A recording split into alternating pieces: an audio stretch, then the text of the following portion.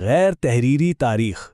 سوال یہ ہے کہ یہ کیسے ہو سکتا ہے کہ ایک پوری تاریخ ہر جگہ موجود بھی ہو اور کہیں ایک جگہ پر بھی نہ ہو؟ تو ہمارا پہلا سراغ وہ آن لائن سرچ ہی ہمیں ایک اشارہ دیتا ہے۔ نیچے دیے گئے سرچ ریزلٹس چیک کریں۔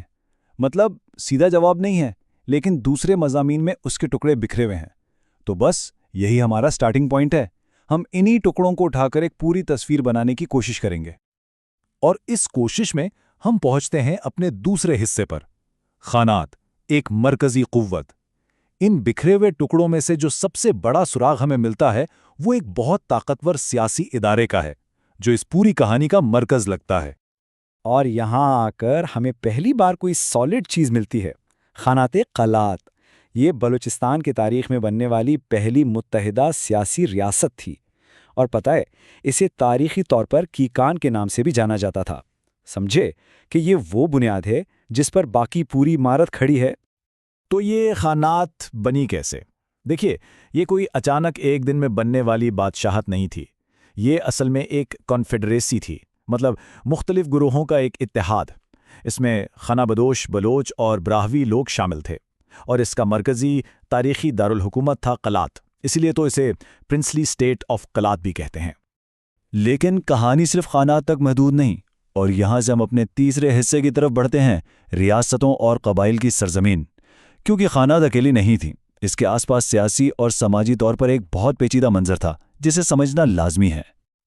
یہ سلائیڈ ہمیں اس وقت کے پاور سٹرکچر کو سمجھانے میں مدد دیتی ہے۔ دیکھیں، خانات قلات تو تھی ہی سب سے اہم، لیکن اس کے ساتھ خران کی ریاست بھی تھی، جو عام طور پر قلات کے تابع مانی جاتی تھی۔ پھر لزبیلا اور مکران کی الگ ریاستیں تھیں، مطلب ایک دوسرے سے جڑے ہوئے بھی اور الگ الگ بھی۔ ایک بہت کمپلیکس سسٹم تھا جو اس علاقے کی سیاست کی پیچیدگی دکھاتا ہے۔ مگر تاریخ صرف ریاستوں اور جنگوں کا نام تو نہیں ہے نا، یہ تو لوگوں کی کہانی ہے۔ اور انہی سرچ ریزلٹس میں ہمیں ایک قبیلے، رکشانی قبیلے کا ذکر ملتا ہے، جو اس سوکھی تاریخ میں انسانی رنگ بھرتا ہے۔ اور یہ کوئی چھوٹی موٹی نقل مکانی نہیں تھی۔ سورسز بتاتے ہیں کہ تقریباً 19,000 رکشانی لوگ افغانستان سے قلات کے علاقے میں ہجرت کر کے آئے۔ یہ عدد یہ ہمیں بتاتا ہے کہ یہ کتنا بڑا واقعہ تھا۔ اس سے وہ انلکھی تاریخ ایک حقیقی ٹھوس واقعے سے جڑ جاتی ہیں۔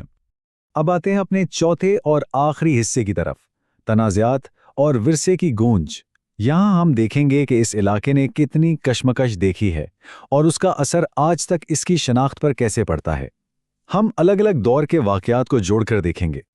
یہ ٹائم لائن دیکھیے، اس سے صدیوں پر پھیلی ہوئی بے چینی کا اندازہ ہوتا ہے۔ پہلے ایک نامعلوم تاریخ میں قلات کے خان محبت خان منگوچر کے پاس درانی سلطنت سے ہار جاتے ہیں۔ پھر وقت آگے بڑھتا ہے۔ 1929 میں قلات شہر کا محاصرہ کرتے ہیں سکاوسٹ۔ یہ افغانستان کا ایک باغی گروہ تھا، اور چند دن بعد ہی شہر ان کے قبضے میں چلا جاتا ہے۔ اور پھر بالکل جدید دور میں آئیں تو 2001 کے بعد افغانستان کی جنگ کے دوران اس پورے بلوچستان کے علاقے میں ڈرون حملوں میں اضافہ ہوتا ہے۔ لیکن اس کشمکش کی تاریخ سے ایک سیاسی شناخت کا ورثہ بھی پیدا ہوا۔ اس دور میں کانگریس کی حمایتی سیاسی جماعتیں یہاں کافی سرگرم تھیں، جیسے قلات اسٹیٹ نیشنل پارٹی، انجمن وطن اور جمعیت علماء ہند۔ یہ تنظیمیں اس بات کا ثبوت ہیں کہ ریاست کا وہ پرانا ورثہ آگے چل کر ایک جدید سیاسی شعور میں کیسے بدلا۔ تو آخر میں بھلے ہی قلات بلوچستان کی تاریخ کا کوئی ایک مرکزی صفحہ نہ ہو، لیکن اس کا نام، اس کا ورثہ ہر جگہ ہے۔ میری قلات جیسے قدیم قلعوں سے لے کر قلات ناصر جیسے نئے ریل